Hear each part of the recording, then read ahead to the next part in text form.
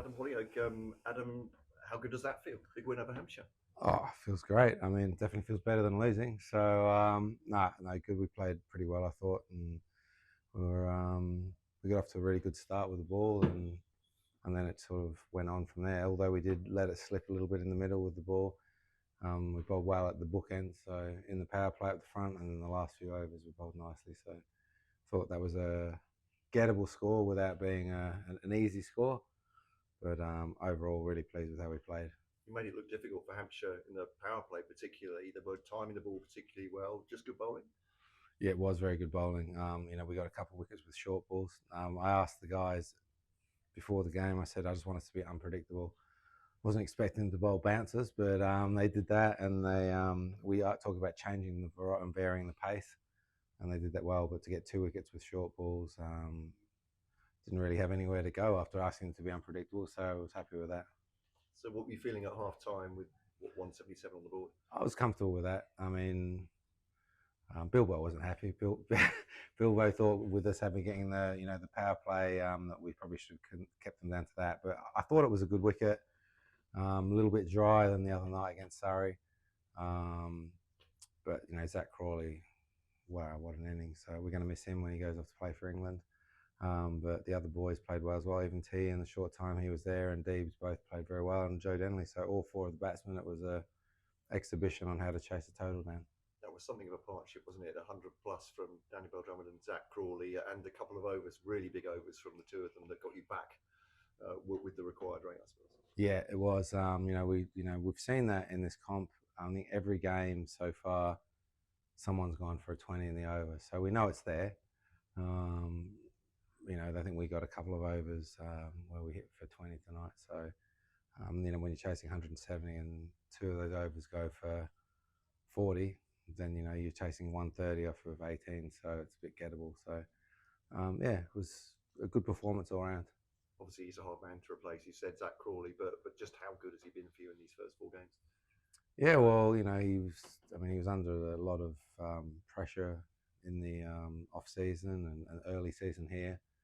But I think all those people who were doubting him, he silenced them all. So, and he's done it in a nice way because I haven't seen him, in the change room. He's just been so humble and just kept going. But he wouldn't know that he was under pressure because he's just handled it in his stride like a man.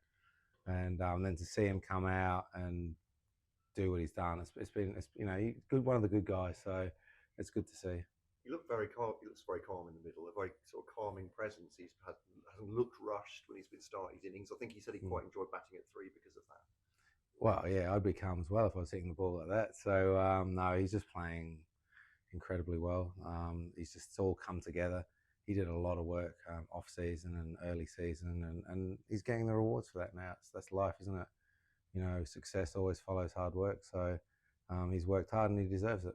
And it must be tough because, as you say, the pressure he's on under not just from English press but world press as well as a Test player.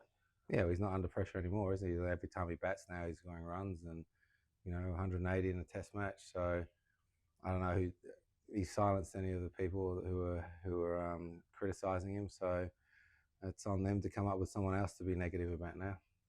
And you have to come up with somebody else, I suppose, to fill his shoes come Surrey on Thursday. Yeah, I do, but also, that's one of the things we want to do here. We want to provide players for England, and we want to, be the best players that we can be. And he's something for the rest of us to aim for. Like when the rest of the players, they see him being as good as he is, and he gets to pick for England. It makes it seem achievable. So.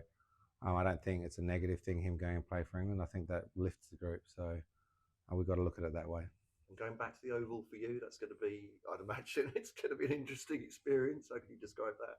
Yeah, it'd be interesting. I mean, I've got a gate there and a bar named after me, and I think we're in the long room. And it's for me, look, it's a great place to go. Obviously, I've had a long history there, and I enjoy it. I get welcomed back there, and they look after me very well. So that doesn't mean I won't want to beat them. So it's like anything. There's a game in Australia called the State of Origin, where the New South Wales play Queensland, and there are a lot of the sides of guys who are in the side are from the same club team. So that's the fiercest game of the year. And when I obviously me playing against Surrey, it's like I really want to win. So of course, but there's, it's good to have healthy rivalry, and that's what that's what sport's based on, I think. It's big for Kent fans as well, and Surrey fans, I suppose. It's the oldest rivalry in cricket, isn't it? Between the two of them. So another chapter on Thursday. Yeah, absolutely. I think it's always a sellout. I think I've got 35 friends asking for 125 tickets. So it's I kept trying to remind everyone it's sold out. So yeah, no, it is a great rivalry, and it's a beautiful thing. Fill a stand with your own, maybe. Yeah, exactly. I mean, and also just, I mean, on finishing on that, Matt Parkinson's, he's bowled well, and there's that wicket turn there tonight. So he's got a new delivery which he's working on, which has worked really well. It's called the Snuffle delivery, and it's he's bowled that well tonight. So just turning away from the right hander, and the wicket spun a little bit more than what it has for him. So he's getting himself in good form in this competition as well. That's great. Yeah, I mean, it's a difficult place to be sometimes as a spinner, isn't it? I mean, as a bowler generally in T20. As bowlers in general, but especially as spinners, because you get it slightly wrong and you can go anywhere. So yeah, it's been good to see him go ahead in this comp. We'll look ahead to look forward to the Snuffle Lamp anyway. I'm sure I couldn't pick it. Nah, you wouldn't, mate. It's really hard to pick. Yeah. And just quickly, a bit of housekeeping. Chris Benjamin obviously was injured in the game against Middlesex. How soon can you have him back? Nah, he's struggling. He properly dislocated his shoulder. He keeps telling me he'll be back next week, but I mean, as good a cricketer and as good a player as there is, I think he's terrible as a doctor. I don't think he'll be playing for the rest of the season. That's medical advice. He assures me he's back in time for the end of the big blast, but I don't know if he's talking about this year or next year. But yeah, it was a bad injury, so I've seen the scans, and but he's a tough kid as well, so I wouldn't write him off. We'll just see how he can recover. That's really tough, and obviously Jazz Singh's injury similar.